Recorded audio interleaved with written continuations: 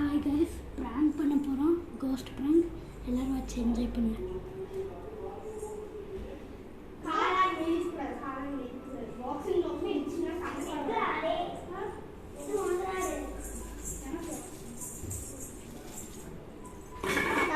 தம்பிக்கு காடு நல்லா அண்ணனுக்கு